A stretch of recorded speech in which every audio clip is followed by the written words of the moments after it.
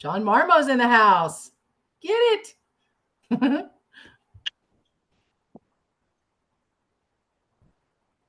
Okay, go ahead and roll our little sizzle reel.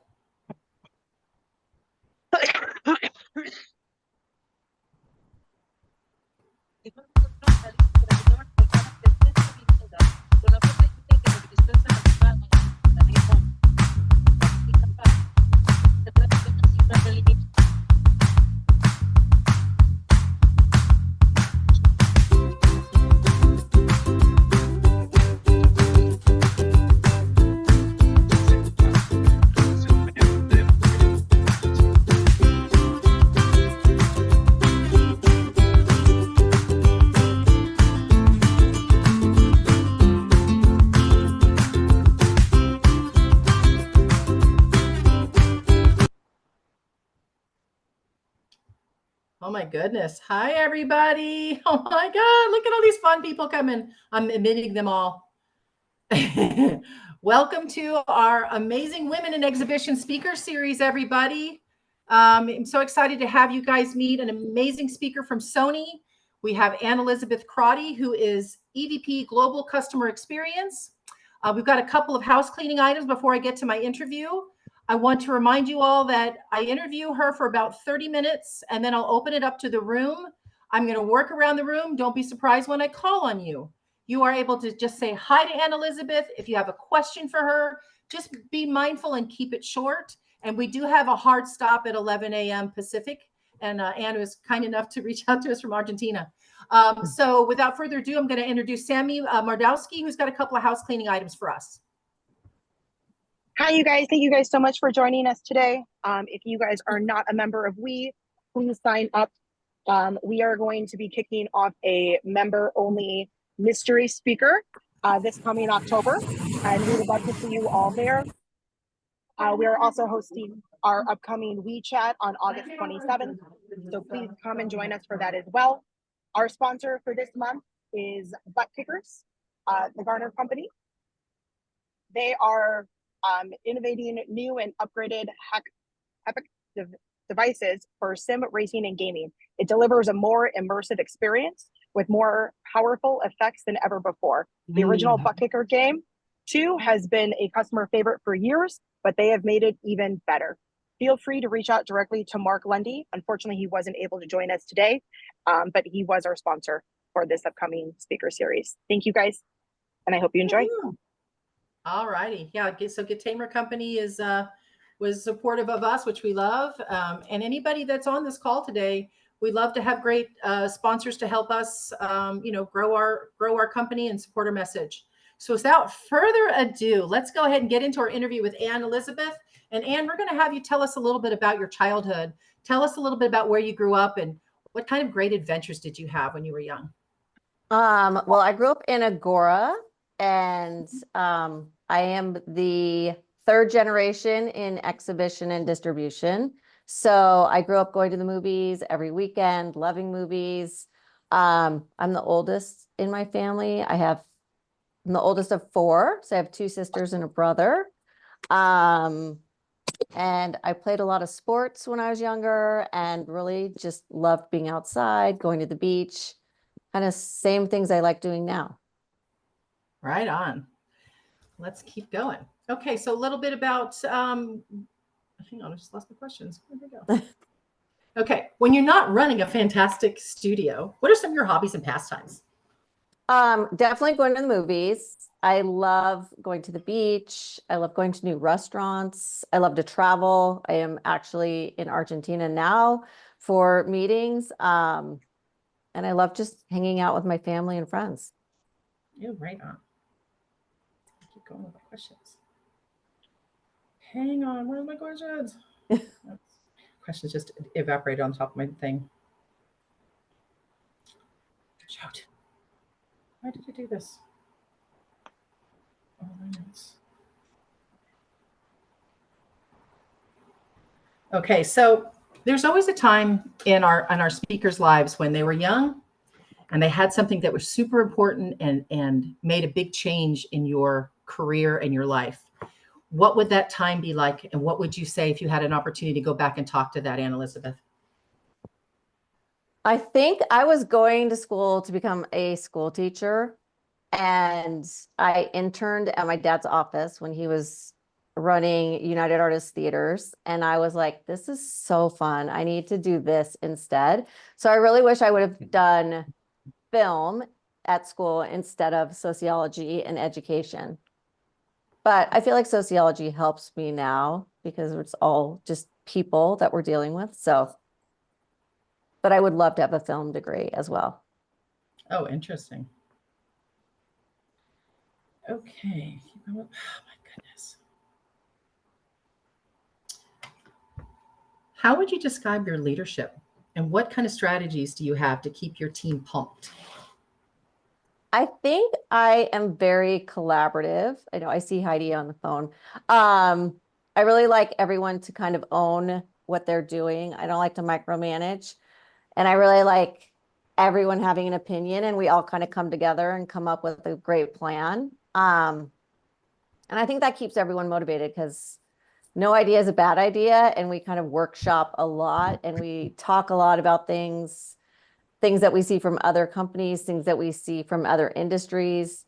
So I think it's just really communication, transparency, and really just celebrating everybody's strengths. I love it. What are some of the challenges that you think or that you see that are facing exhibition right now? I think the press is a big challenge. I think that there's so much negativity around the price of movies, all of the negativity of going to the movies. So I think that that's such a challenge. It even happened this weekend. One of my girlfriends texted me and she's like, oh, I want to go see It Ends With Us. But it's just so expensive to go to the movies. And I'm like, why do you think it's so expensive? It's cheaper than anything else that you could do. It's cheaper than a concert. It's cheaper than anything. She went. She's like, Yeah. You're right. It was only $27 for everything. And we love the movie and we're so happy to be back. So I think that just kind of that pricing and it's too expensive. I think it's such something that we've got to overcome and figure out how to overcome it. That's very interesting. And do you have, as a studio executive, do you have any say in that? Or do you have any, like, do you guys kind of powwow about it, about how you can make statements? I mean, even like that the industry is going away and that the cinema industry is falling, right? You hear that a lot too. And I'm sure that's a little bit of a challenge. You're thinking, how can we combat that? Yeah, no, we talk about it all the time. Like our business, I mean, Sony specifically, we don't have a streaming service. So our business is theatrical. So we're constantly talking about how to get bodies in buildings.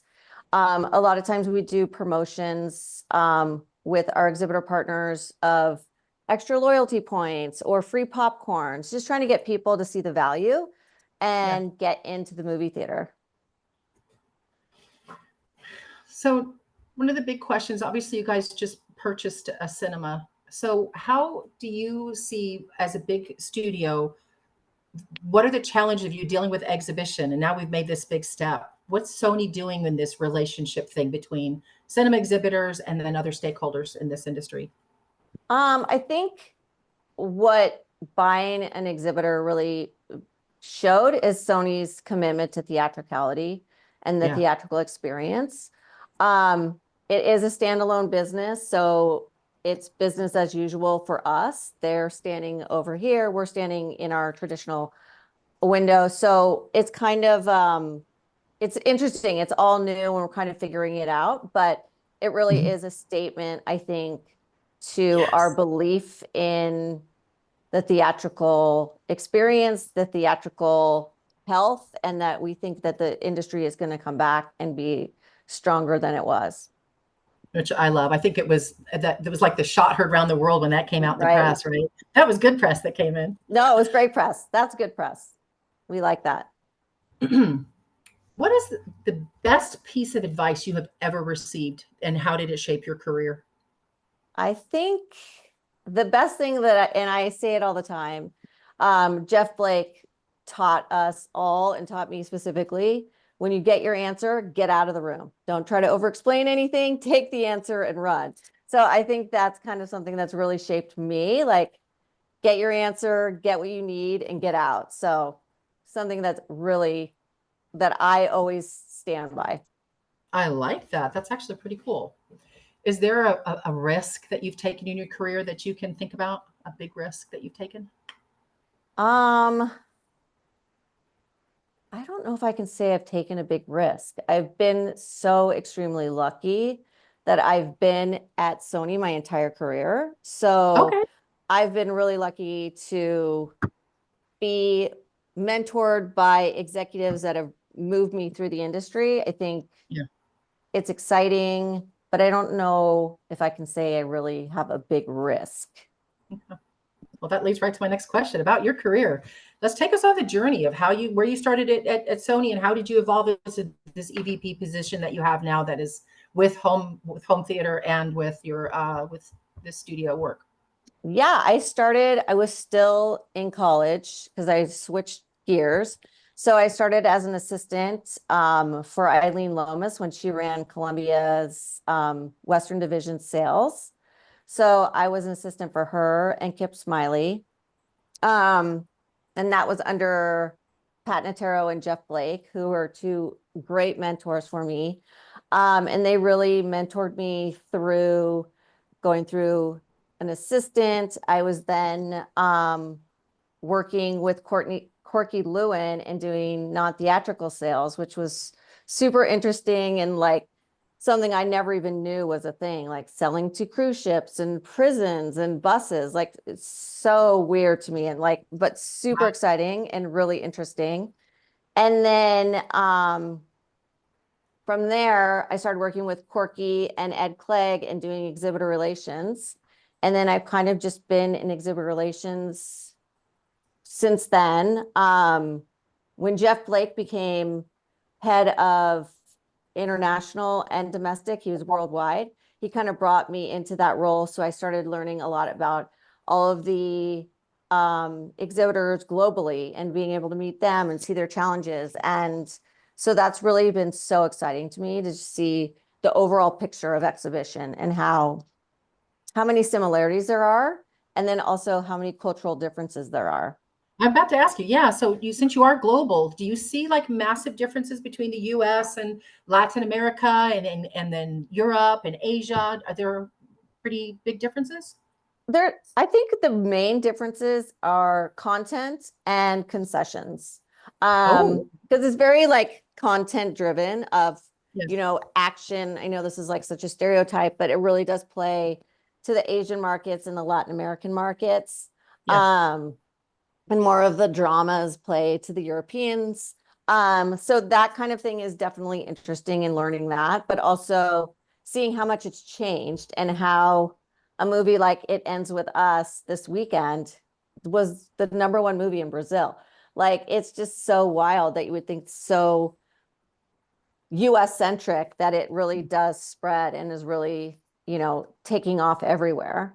And then concessions, that's my favorite part. Like, salty popcorn is not something that everybody likes. There's like the sweet popcorn and then sweet and salty mixed and all different flavors. So I love seeing all of that. It's funny. I went to go see It Ends With Us, and the gentleman I went with, he got the popcorn and put the raisinets, and he did it, and then he goes, "Do you mind?" And I'm like, "Well, I guess I don't have a choice, I guess not. And the irony of that movie is, I asked like, "Hey, have you ever hit a woman?" And it kind of made our little afternoon kind of soured him a little bit. He didn't like being asked that question. Oh, I was like, wow. I've never Yeah. asked anybody that, but it made me really think about that, just to ask, like, hey, I'm not trying to grill you, but just kind of curious. It's a pretty Yeah. tough movie. I really liked it though.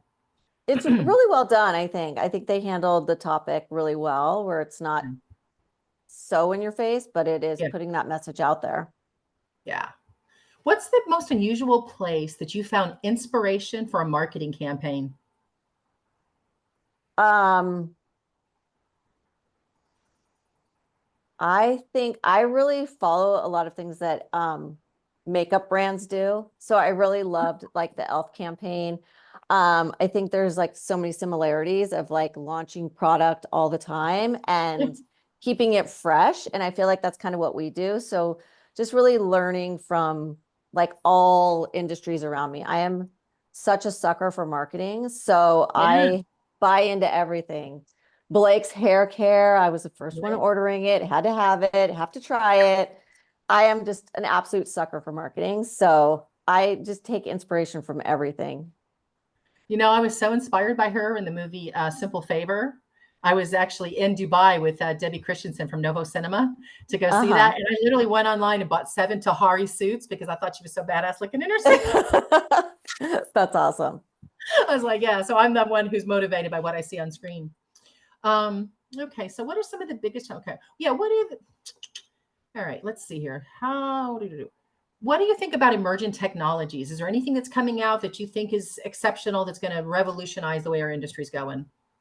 I think that, all of the 40X and ScreenX and D-Box and all of those that are making experiences in theaters that you can't get on your couch, I think are so important. I also am kind of obsessed with trying to figure out, to your last statement of you bought all those suits, how Yeah.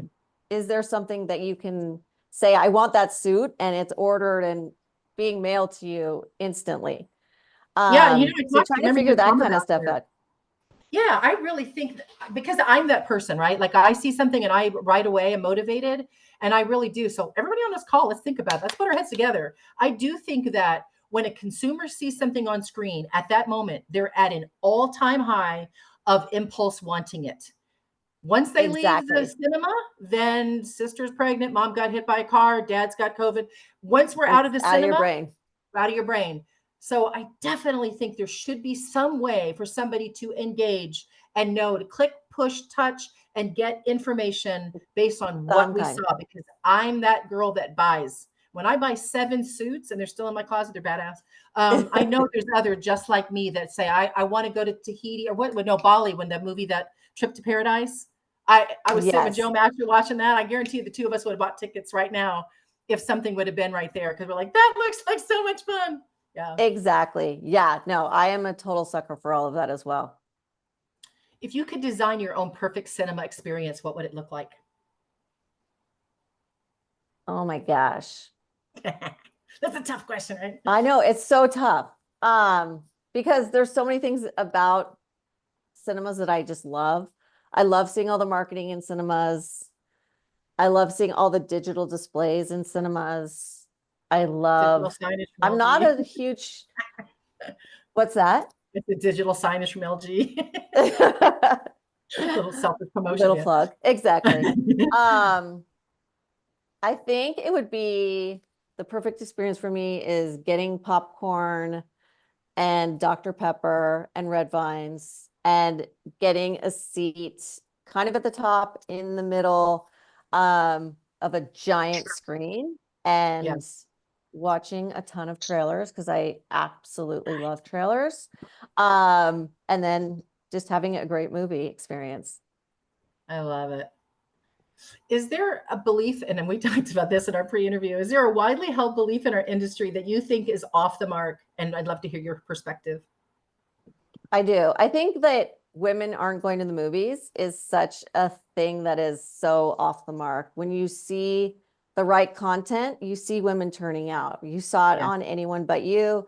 You saw it last weekend with It Ends With Us. Barbie couldn't have been a bigger woman's like kind of movement in movies. So Yeah. I think it's just a lack of content that is appealing. And I think the notion that women don't go to the movies is not the right notion. It's just there's not content.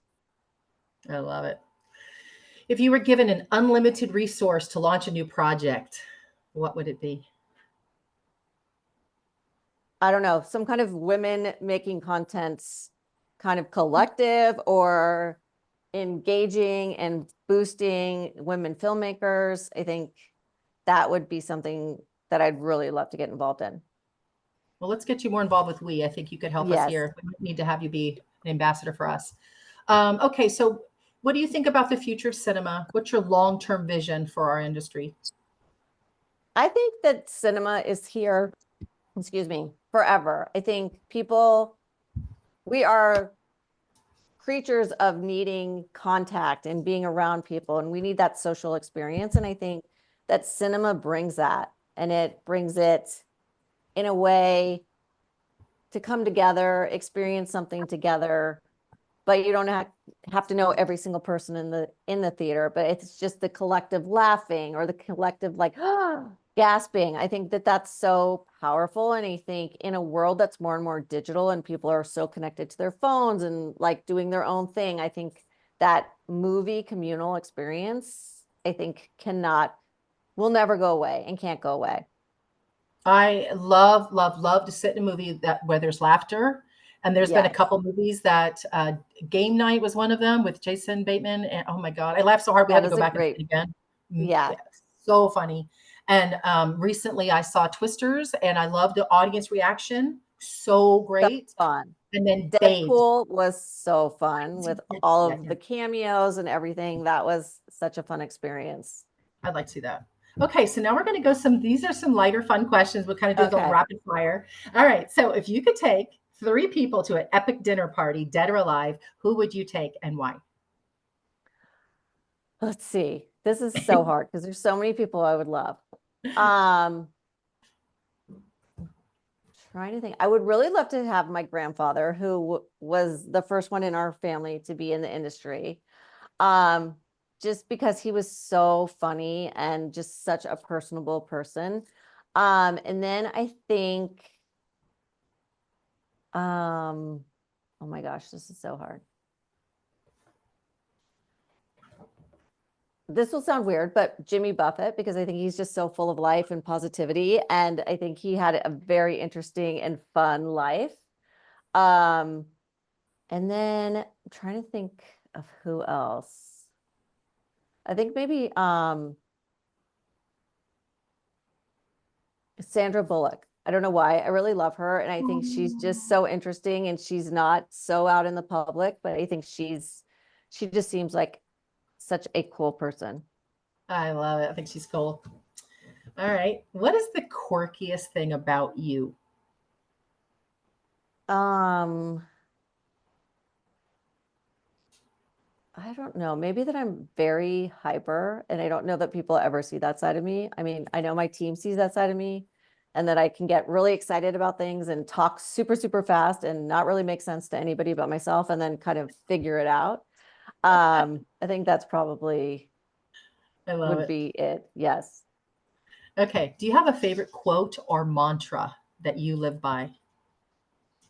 I don't really have like a quote, but I just live by kindness matters and everybody should be treated the same. Like I just really think that being your authentic self to everybody is the best way to live your life. Like not playing up, not playing down. I think just being yourself is how I live my life.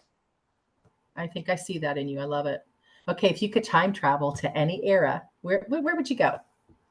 Well, I just binged The Gilded Age. So I'm like, I want to go back there, see New York being built up and that whole like the dresses, just everything. It's so you're going backwards, you're not going forwards. I'm going backwards. Yes. Okay. What's your comfort food when you want to treat yourself? Comfort food would be noodles with butter. And if I wanted to treat myself, it would be sushi. Okay.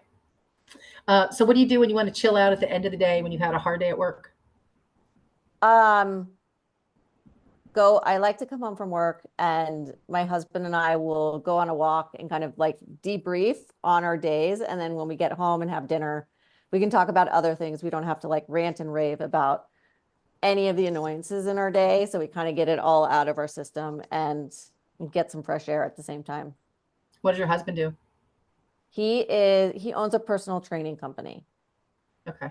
So you can go vent on him and he can lift some weights to deal with it. Exactly. I love it. He can talk about his crazy clients. I can talk about our crazy meetings. Right on. If you could instantly master any skill, what would it be and why?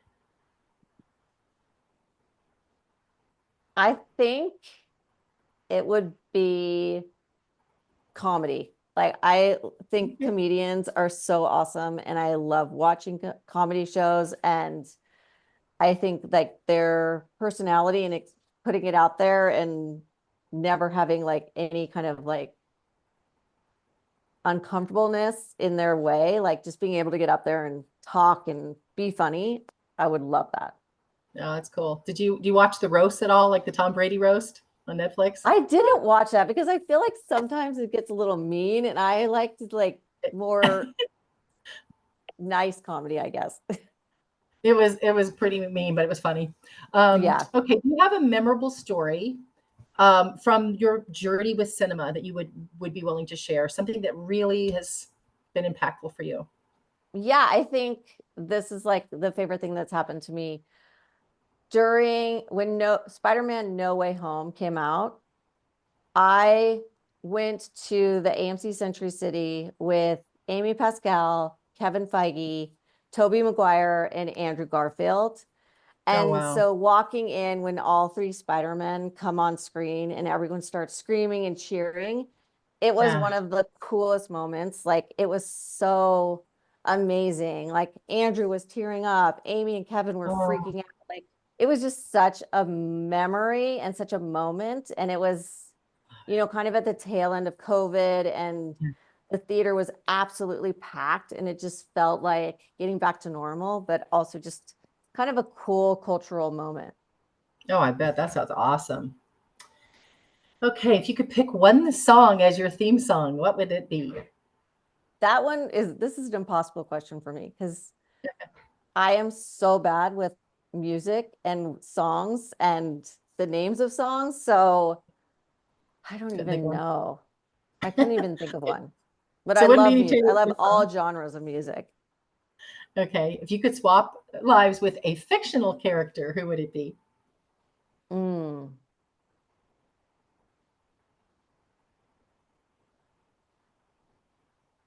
This one is also really hard. I kind of dug down there. I was trying to get a little creative Yeah, this time. that is a really hard one. A fictional character. Any I TV don't shows? know. Like I'd Maybe go. I'd Gwen like to be with Beth Stacy or on. something, or Okay. some All right. If badass. you could collaborate on a film project with any director or producer, who would that be? Oh my gosh. I guess producer would be Amy Pascal, because I do think she really is like looking for projects for women. Okay. And I think Greta Gerwig is just Yes. so amazing. She's Right. so smart. She's just like, we worked with her on Little Women, and it was such a great experience. She comes across pretty cool. All Yeah. right. So, is there one particular movie that you could watch over and over and over again? Yes. My comfort movie is Forgetting Sarah Marshall. Like, I could watch that Oh, movie all the time. It's just so funny to me. great movie. Okay. All right. Now these quick ones: text, call, or email. Which do you prefer? Always text. I'm Okay. awful with Morning. email. Okay. Morning or late night? Morning. Do you hit the snooze? I do not hit snooze. I have to get up and work out every morning, or my day does not go right. I have I to get get up all and I my do energy out. good. I do a 4 mile walk, and the same thing. I go solve all the world's problems, and I made it part of my day. Exactly. Best thing. Whiskey, Yes. beer, wine, or water? What do you drink? My favorite is a tequila gimlet, which Ooh, Nicole introduced to me from AMC, and now it's my favorite drink always. tequila gimlet. Okay. Favorite movie snack? Popcorn and red vines. Okay. Favorite way to watch a movie? In a theater, a Are you full like theater. an IMAX? Are you big screen? Or do you Oh, do I it? love, yeah. My local theater is the Cinemark in Playa Vista. So I love that big XD screen. And I love Yeah. going on a Friday night when it's packed. And I just love that huge screen experience. I love it. Okay, so this is the last question before I open it up to the audience. Like perfect timing. God, we're working this right. Okay, if they made a movie about you, Anne Elizabeth, would it be a documentary, a comedy, or a drama? And then who would you pick to play you? I think it would be a comedy. Okay. Just because I love comedy, I love laughter, and I think one thing nobody probably knows about me is I am the most clumsy person on the planet. I fall constantly, so I feel like it would have to be a comedy. And I think playing me, I would love it to be Sandra Bullock. Sandra Bullock, I was about to say that's got to be her. Exactly. That's awesome. Okay, now we're going to start opening up to our audience, and I see some fun people in here. Patricia Gonzalez, would you like to say hi to your counterpart? Always. I am a big Annie fan. Annie, it's so good to see you. And I love that you are the lead exec on this call. I love that you're being honored by Variety at the golf event. I just love that we're like raising the roof with everything on your behalf because you're very deserving of it. I've been a longtime friend and admirer, and I loved your movies. I love all of them. You said a lot that spoke to my heart, especially about female-driven movies, because you guys you kind of have the magic touch right now on, capturing that audience, and everything you guys do is always inspiring. You really reinforce something that I've been saying for a really long time is we all have to make going to the movies events. And that's what you all are doing. And Susie at Disney's been doing that as well. I only have one question for you, which is, what do you do to decompress? You are on a lot of airplanes, you're traveling around the globe. What do you do to find your happy place that keeps you centered? Because I always see you joyous and beaming. So you must be doing something special. Thank you. I love to go running. Running is like my therapy. It kind of clears my mind, works out my nervous energy, and and I can do it anywhere. So it's really something that is really important to setting my day and setting me on something that's routine and a schedule, which I think is kind of helps me a lot. Awesome. I need to take running up. Yeah, right. Or walking, any of it. Just being outside and getting fresh air, I think is so helpful. Makes sense. Thanks. Thanks, Patricia. Okay, I'm going to grab Sperling. You usually have a great question. You available, Sperling? Oh my goodness, I was not prepared for this. Yikes. Just say hi. Yeah, I was just here to enjoy everybody else's questions. Okay, I'll keep on going. Thomas McCullough, do you have a question? You're usually good for one. Yeah, I knew you were going to do that next. Well, you got me thinking, because you had so many things that you said that I jumped on that I was like, wow, I mean, what one question do I want to do anything? The thing I ended up writing down though was the comment you made about the press going negative. And how you Oh, too press, guys. Oh no, I sorry. wasn't thinking about it as a press person. I was thinking about it in terms of the fact that the cycles of this thing is, when there's a lot of things going on, the press goes up. When nothing is heard, the press goes down. It becomes very clear that the press is abhorrent to a vacuum, and every time it gets into a vacuum mode, it turns against cinema. And what's happened before is that you had all these movies going on, you had all this excitement going on, which kept the beast fed. As long as the beast fed, you ended up doing better. Now that you have fewer movies, fewer things, all this stuff, it's not being fed, it gets cranky and it turns on you. And I don't know what to do about that. You had me thinking about it when you first brought it up and everything else. If you have any more thoughts on because it's going to take more than one studio. It's going to take the whole ecosystem to change on that in order to move it. Do you have any thoughts about that?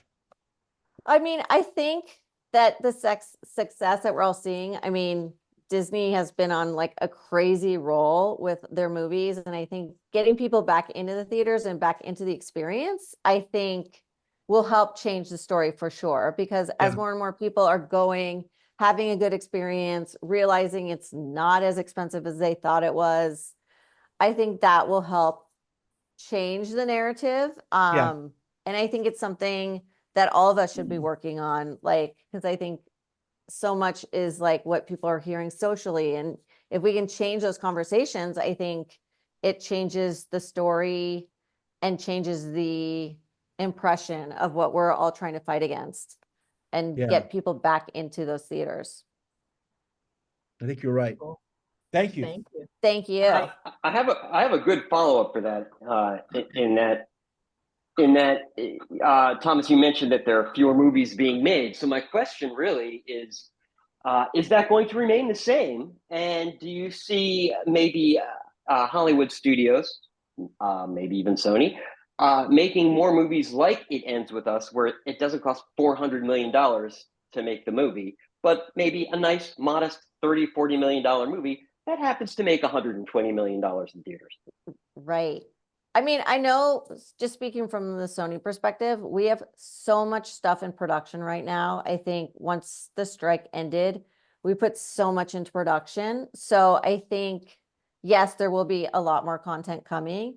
And I do think that Sony is working on more It Ends With Us kind of movies, Anyone But You kind of movies. And we're excited to be able to announce those all soon. But there is so much in production right now. It's really crazy. Yay.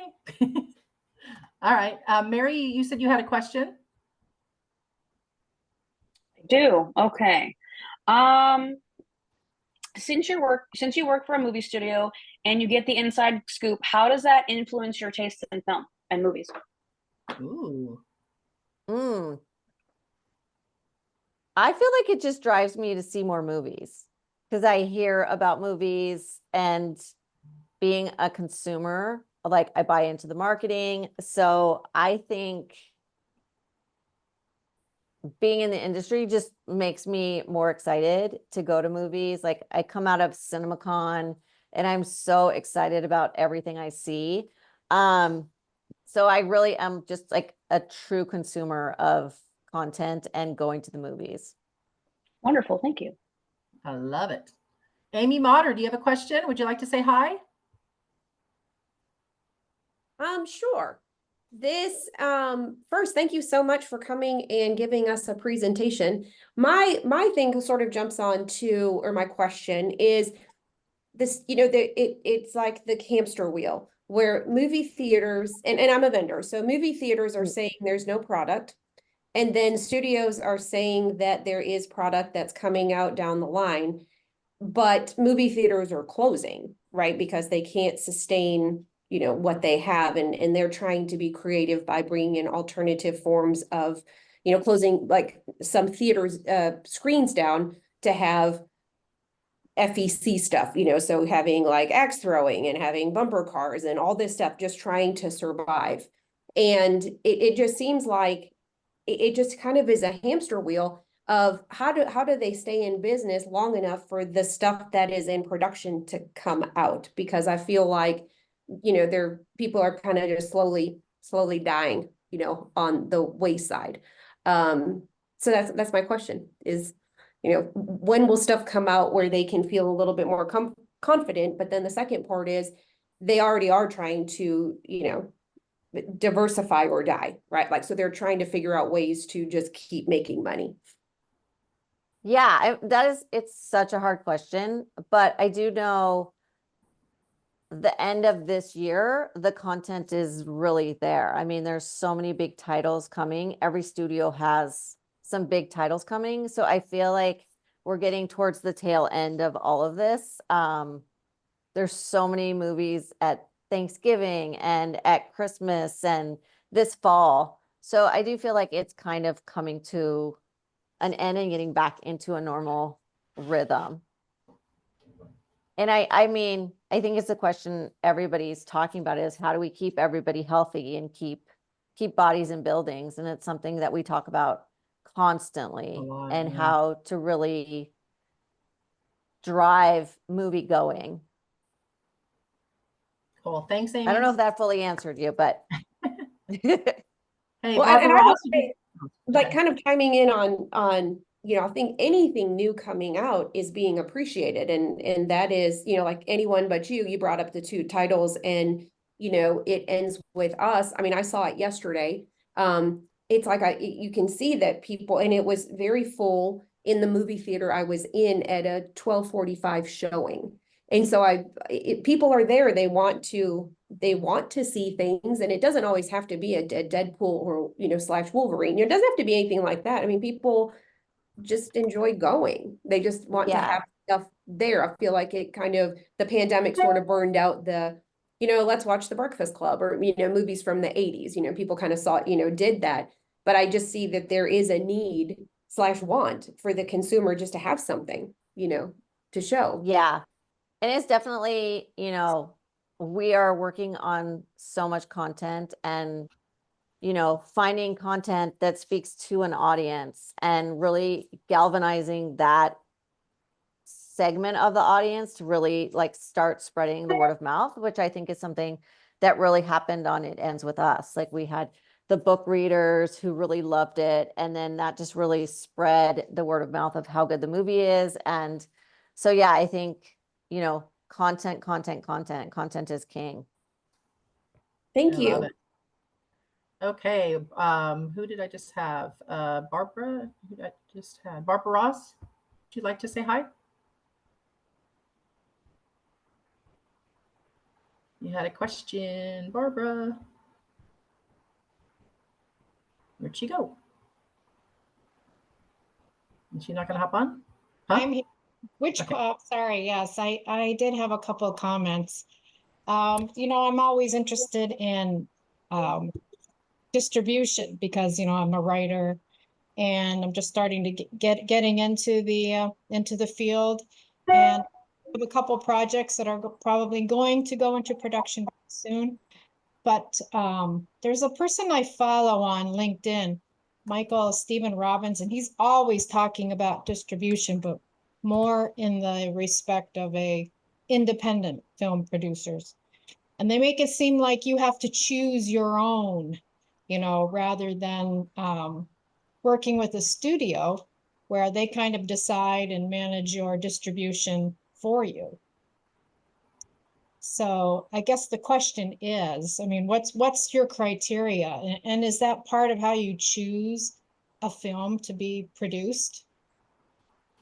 That's not really an area that I am in, but I know that our production execs are looking at content from all different avenues. And then they want to bring talent into the studio.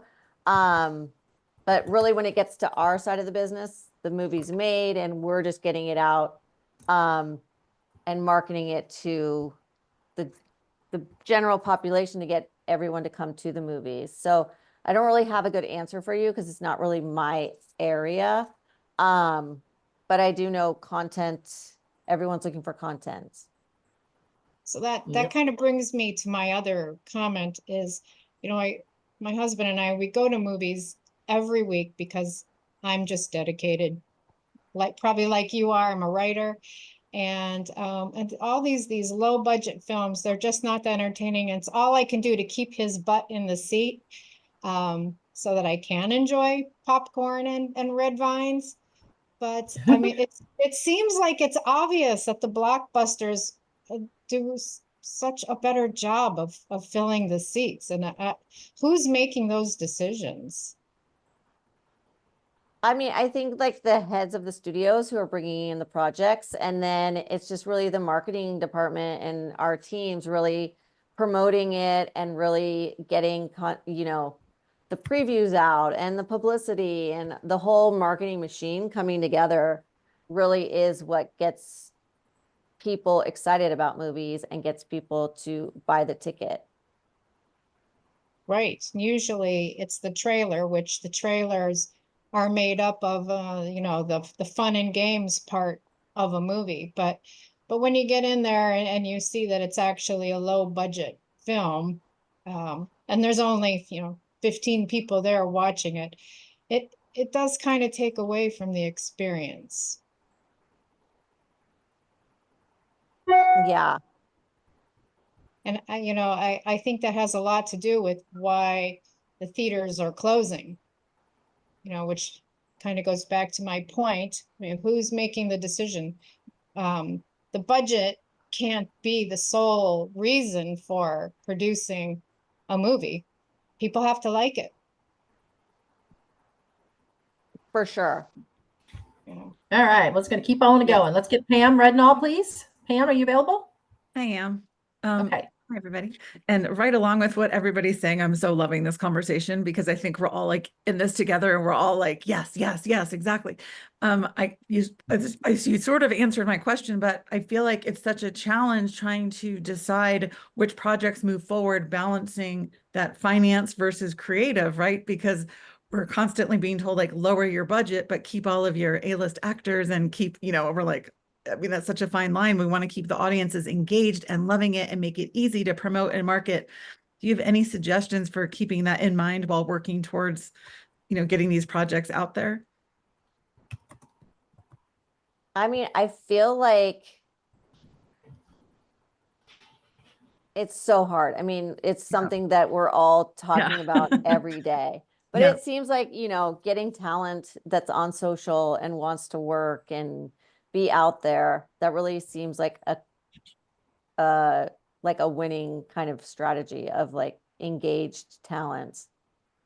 Yeah, definitely agree. We found that as well. We had like a little social media storm with one of our talent and it was exactly. In it. So we love that. But okay, thank you. I know we're all going through the same thing, so I'm loving hearing this conversation. So thank you everybody too for all of your questions. Thank you. Okay, Wendy Armitage, you had a question? Hi, Anne Elizabeth. Oh, hey, Wendy. I wondered if you could talk about sort of the new avenues of marketing and the success that you've seen specifically on TikTok and the explosion that's happened there, making films more cultural, bringing in audiences that, younger audiences that don't necessarily always come out opening weekend. I know we've had success with Anyone But You, and most recently with It Ends With Us. So I was wondering if you could speak to that and talk about maybe some other successes you've seen on that platform as well. Yeah, no, I think TikTok, I mean, we talk about it all the time, is just reaching that younger generation and really getting them excited about going to the movies and doing marketing that's not necessarily traditional marketing, but is less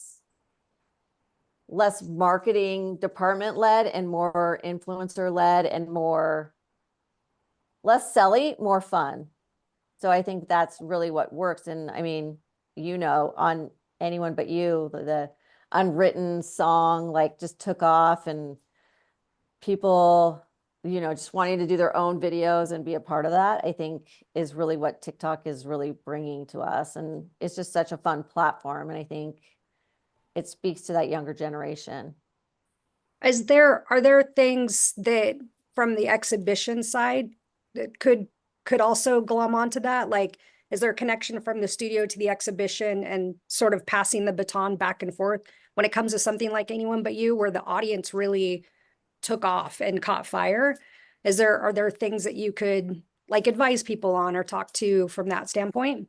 Yeah, no, I mean, I think one of the things that we're really trying to do is, repost or share or like anything that we're seeing from any of our exhibition partners to really kind of help build their accounts and their followers, and just really keep like the two-way communication going and talk about like ideas that they have, ideas that we have, and how do we kind of bring them together and then kind of work together in how we're marketing the film.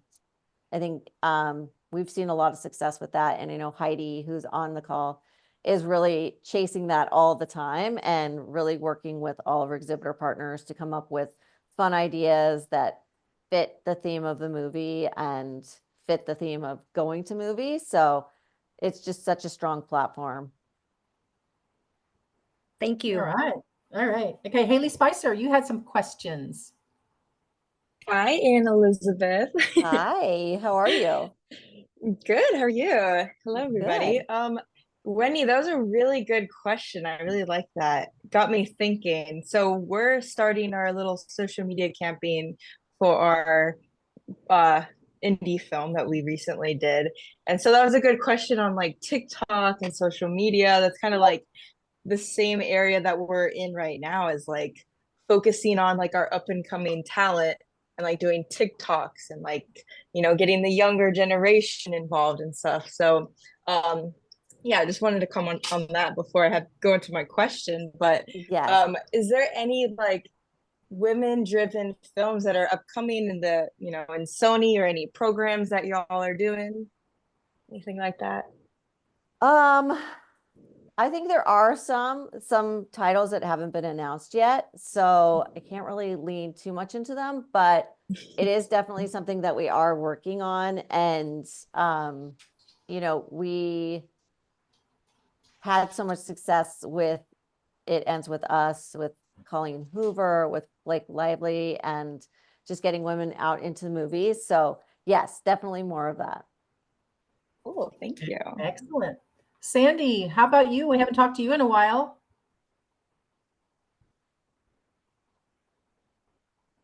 Yeah, I'm always in awe of the women that you have on here, because they're always so inspirational. I don't know how you do it. I just don't know how you do it. That's a big I think all the questions I would have asked have already been asked, but I'm just always in awe. That's all I can say. All right, nice to see you. Okay, let's keep going. Christina Atkins, would you like to say hi, or do you have a question? Hello. This is the first time I've ever been on one of these calls here. I was invited from my regional account manager, Jesse, to come and listen in. And this has been incredibly motivating and exciting, and I'm really, really enjoying this. Who are you with, Christina? What's that? Who are you with? Marcus Theater. Cool. Yes, I'm an event coordinator, so I help book group events for the Wisconsin region. One question I do have is, we have all kinds of auditoriums, and I've been in this industry, in the theater industry, since we had just regular seating, and then they moved to like a high back kind of rocker. Now we're into dream loungers. Now we have auditoriums with, we have ScreenX, we have IMAX, we have all different kinds of options. What do you think is going to be the next big thing in auditoriums, or what would you like to see? Or do you prefer just an old-fashioned auditorium? I personally like the rocker chairs. And I feel like the movie experience is the big screen. I love the moving chairs. I love the D-Box experience. I love the 4DX experience. I love the ScreenX experience. So I think it's just like the right movie in the right format is kind of the perfect movie-going experience for me. Great. Like Twisters and 4DX, like couldn't have been a more fun experience. Right. But I don't know. I really don't know what the future could look like. I mean, I think it's just big sound, big picture, unlike your couch. Yep.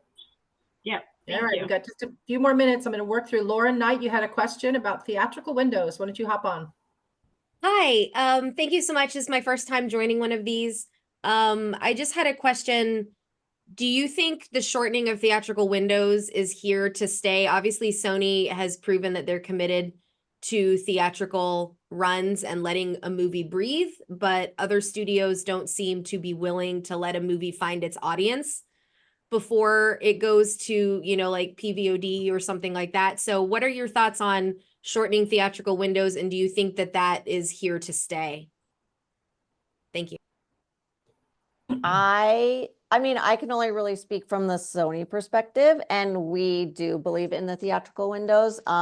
And we work extremely closely with our home entertainment team, and every movie has its own track and what it's going to do. So I can't really speak to the others. But I know from a Sony perspective, windows are important. Fabulous. Okay, we're counting down. John Hall, do you want to say hi? Sure. Thank you. This has been, I agree with some of the other folks here that have said this has been like a great episode, and I see a ton of people out there that I know and that some that I don't know, and it was like really great to see everybody here. I just want to say, I have a question for you, AE.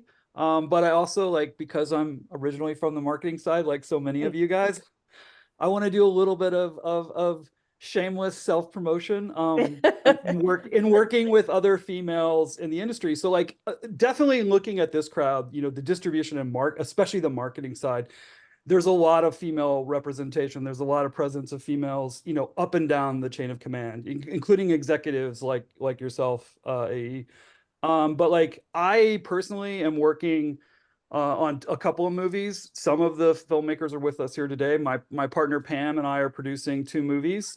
One of them has a female director who's directing with her husband, Haley Spicer, who just asked a question, and another female director we're working on a wedding comedy that isn't ready yet, that isn't in production yet. But I just want to say, like, even with all the progress that we've made, still less than 10% of behind the camera is females. So like when we're talking about directors, when you're talking about producers, when you're talking about directors of photography, it's still shockingly less than 10%. So we have so much work to do on the production side of the business, even though the distribution and marketing side, you know, we're making huge strides. So that was my soapbox, you know, just to say, like, No, and it needs so to be much work out to do. there for sure.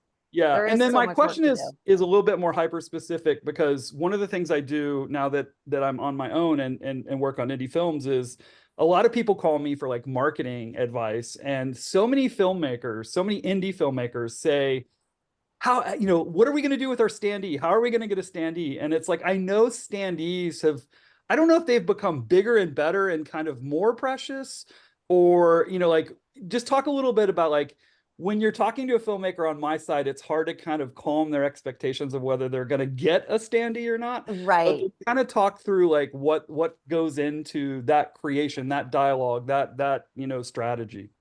Yeah, I mean, I think for us, it's really film driven. And like, is there a moment? Is there something that could be a standee? Is there some kind of like, because we feel like standees need to be interactive or people taking a photo with it and then shareable. So what is that shareable moment in the movie? Is it digital? Is it standee? So how do we use our budget to the best to reach our audience? And not every movie needs a standee, but is there a really cool Snapchat lens? Is there some other way to get kind of a similar vibe out there or a similar kind of marketing tool out there? So I think it's really just so film specific. I don't know if that really answered, but no, that was great. You know, Thank every you. film Yeah. is so different. All right. Thanks, John. Okay, we got one person left, and we got to let Anne Elizabeth go. So Melissa Boudreau, who's also our new president of Women in Exhibition. Why don't you bring us home, Melissa? Thank you so much, AE. I adore you and I adore this conversation, and just so grateful for your leadership and inspiring women like me in the industry and so many others. And your team is just so incredible to work with.